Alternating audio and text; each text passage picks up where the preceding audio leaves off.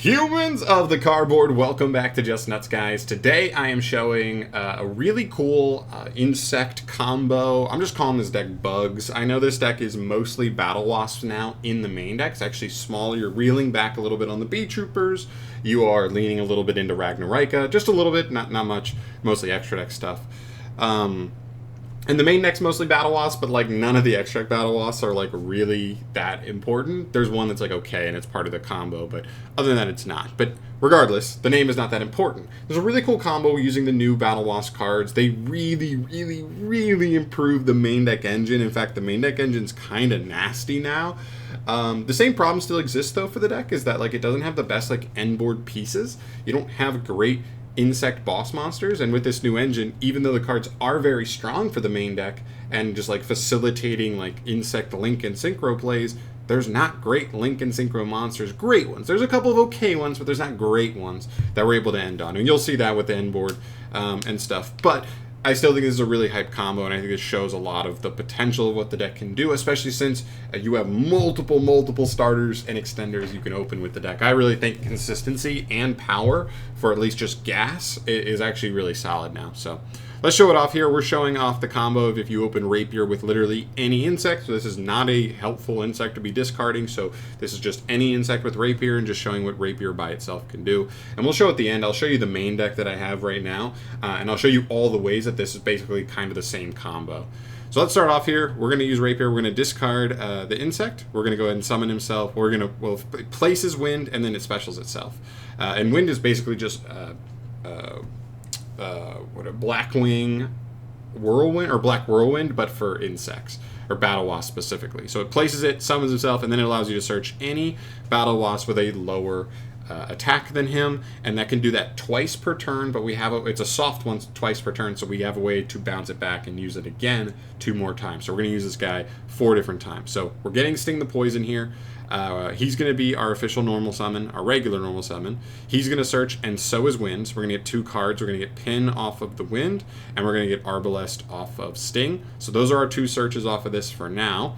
We're going to summon the Pin immediately because it's a level 1, and then we're going to use the bonus effect of Wind, which is going to allow one of our Battle Wasps to be used as a tuner this turn, because we need the level 6 Synchro, but as you can see, our only tuner is a 2. It doesn't pair with our other levels all that clean. But since we have a 5 and a 1, we can make one of those a tuner, and then go ahead and get into our Synchro. The Synchro is the card that allows us to utilize the spell. It basically says bounce any spell, continuous spell you control, to gain an initial normal summon for a Battle Wasp monster. So we're going to go ahead and we're going to bounce the spell. We're going to reactivate it immediately, and then we're going to normal summon, extra normal summon, our Arbalest. Arbalest is going to reborn the Pin, and Wind is going to start searching again. We're going to get Twin Bow this time. It's important to note that like for this combo specifically, I am showing you like the full gas version of what you can do if you open Rapier with another insect.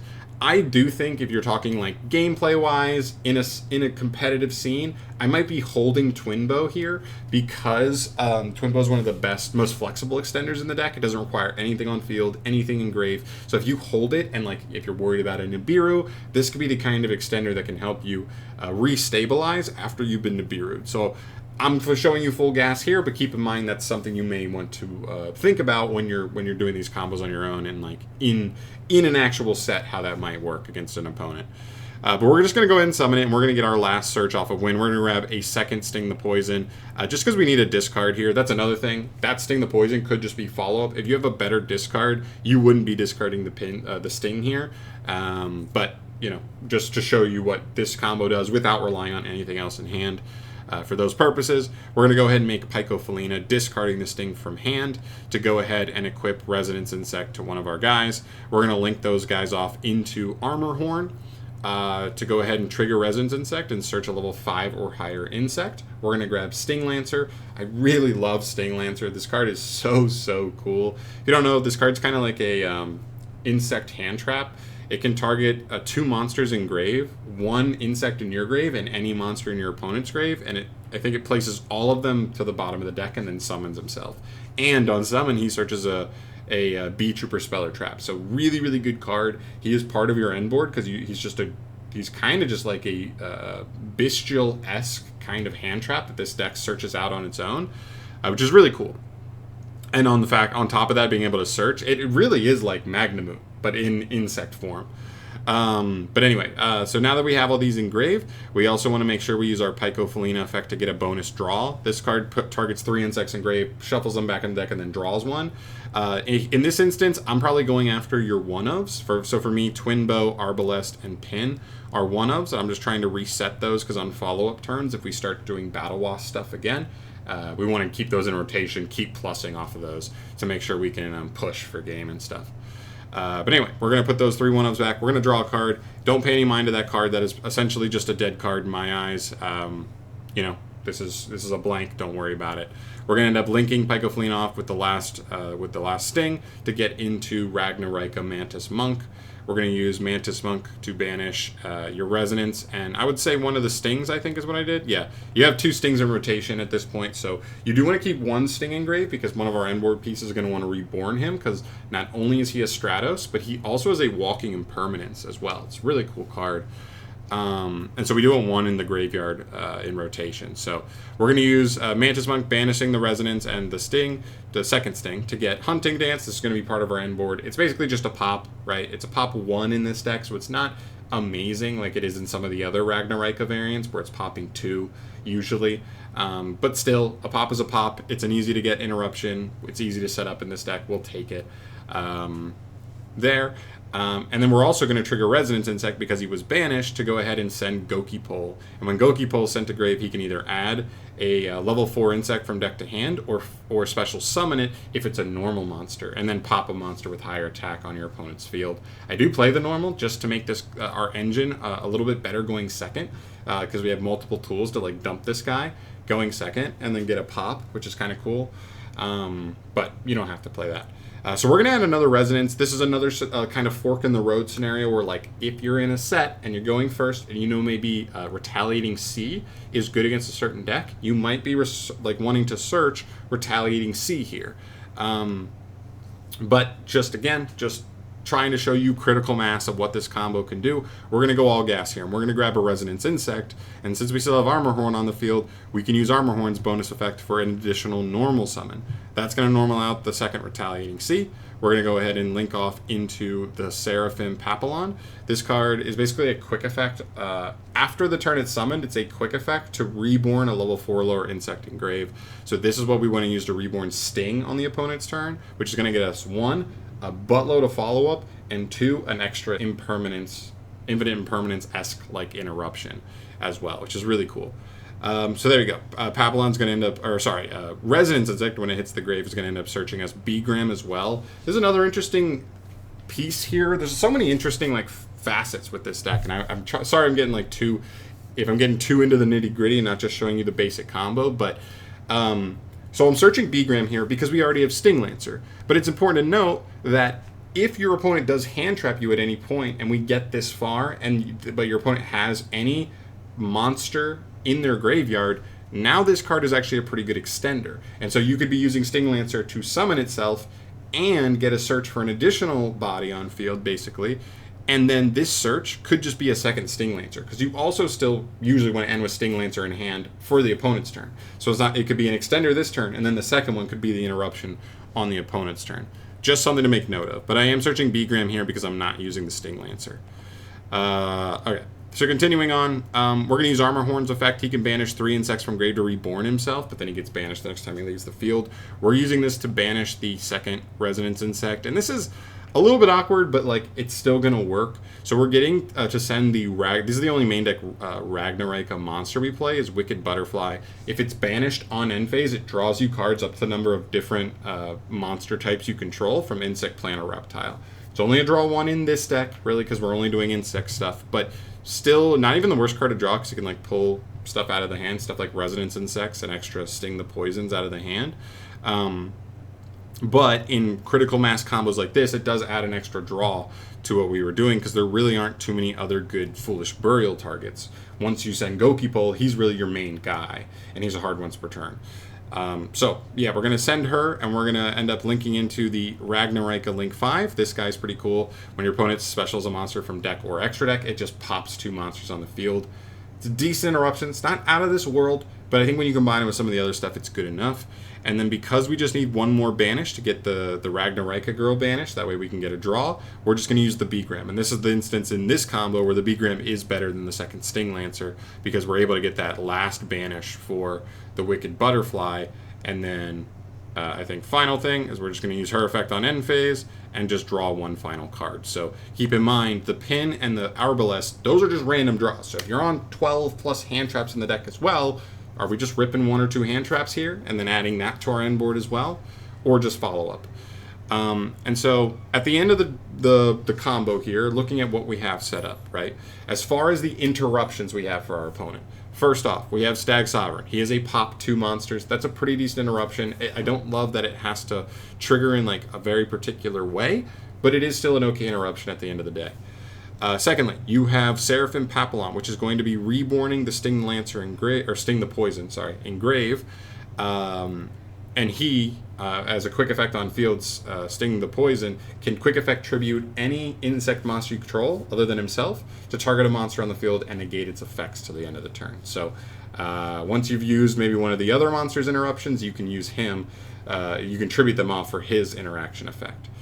You have the trap as well. This is a pop 1, but I like this is, I believe this is any card. Yeah, it's any card as well. So I like that this can hit spells and traps as well. A little extra versatility, which some of the other like cards in the deck aren't really hitting.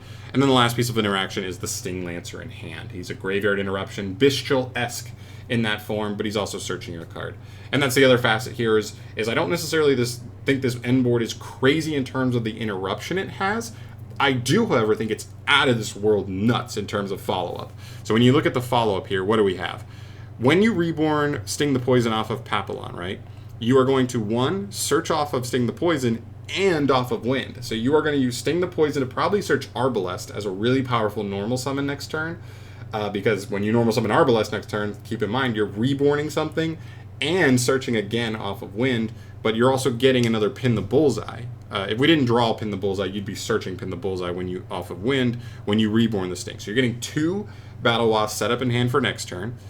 Ideally, we're summoning Sting Lancer on the opponent's turn to interrupt them, in which he's a body, and then he's searching you for a follow-up B-Trooper spell or trap, probably the spell that just gives you an insect token, but still, that's just extra bodies to help facilitate an OTK.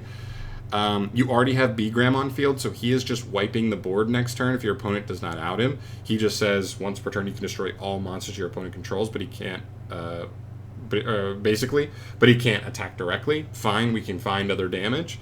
So that's low-key follow-up. And we also have some other stuff in the form of, we drew 2 cards. One of those could easily just be another follow-up insect card.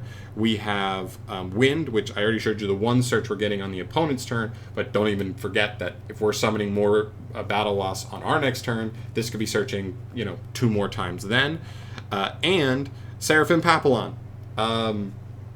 She is once per turn, but just not the turn she's summoned, basically. So once you summon Sting the Poison on your opponent's turn, it has 1 more reborn even after that on your next turn. And I guess the last thing that's worth mentioning are the Ragnarika links. In Grave, they have their effect where they can just put any monster you control onto the bottom of the deck and then special summon themselves. So even if they're outed, especially Stag Sovereign, because he's worth a little bit more. Mantis Monk, once he gets the trap for you, he's not worth that much overall, but he is still pretty good link material. Like just trading a singular body, like a pin, for a link 3 does help you climb into like a Invincible Atlas way easier to go for OTKs and stuff on the next turn. Yeah, all things considered, like the follow up in this deck is incredible once you get into that position. The end board's not that crazy. None of the interruptions are like insane interruptions. They're all like okay interruptions. But I don't think you need them to be crazy if you're going to get this type of setup. So it's very interesting. I still think the deck may be like 1 good Link 2. I've talked about this for years. If the deck gets like a Hieratic Seal, but for insects-esque, like it's just a Link 2, it's just a solid interruption, not crazy, but a solid one, I think this deck could take like a huge step at that point. But I think the main deck is good. The main deck engine feels really strong. It just feels like maybe 1 or 2 extra deck pieces could be the difference in making this deck feel like legitimately there. But I think it's Rogue. I think it's back to Rogue level. I think we could see this pop up at like regional level events going forward. But we'll have to see. But there you go. Just really cool video. I went really in depth on this one. Let's get out of here. Let's go to the deck real quick. Here, so looking at some of the main deck stuff, some of the things that are important to mention here is that I showed you the Rapier combo itself. There's a combo that's just slightly different, and it's if you open Sting, because keep in mind, Sting is just a Strato, so he just searches for Rapier. So if you have Sting plus any insect in hand, you do almost the same combo. It's not exactly the same, but it's pretty damn close. That's really nasty. So that's 6 basically copies you can do that with. And you also have Armament Swarm. This is another new spell card. This card summons any insect with 1,000 or lesser attack from hand or deck. And then if you summon from deck, you have to send a monster from your field to the graveyard. Basically what you do with this is you summon Resonance and then immediately send the Resonance. So that way it searches for Rapier. And you also get an extra Resonance Engrave super early, so that way you're able to kind of get your Foolish for the Wicked Butterfly way earlier, and it's not as awkward with like a Begram Banish at the end of the day, because ideally you wouldn't want to commit your Begram that early if you're going first.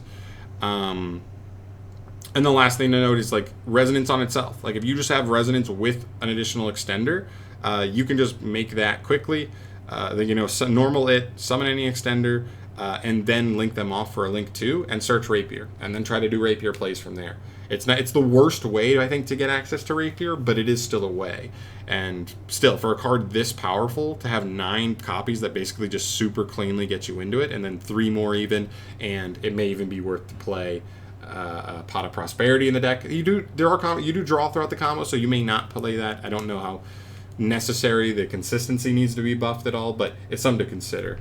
Could bump the consistency even more. But yeah, deck's cool. Deck's really cool. I'm actually excited to mess around with it. I messed around with it a while ago when Beat Troopers like first came out, but these cards legitimately take the main deck to like a whole new level. It does feel significantly more powerful than it did before, and that's exciting. So yeah, I'm out here for today. Thank you so much for watching. As always, guys, let me know your thoughts down below. One, if you've already messed around with this, I'd love to hear ideas for like combos and stuff. Maybe if you look at my early rendition of the deck, is there anything I don't have that you would include and consider? Are there any things that I did in the combo that you were like, oh, you could adjust it this way to make it a little more efficient? I was kind of messing around with that. I made a couple misplays because I don't think the deck's actually that easy to play either, especially when you start factoring hand traps and worrying about playing through interaction and stuff. But yeah, love to hear your guys' thoughts on that down below. But I'm out of here for today. Thank you so much for watching. As always, guys, I will see you in the next one. Let me know if you want to see more insect combos that go pretty in depth like this one. I'd definitely be happy to jump on that. But I'll see you in the next one. Peace.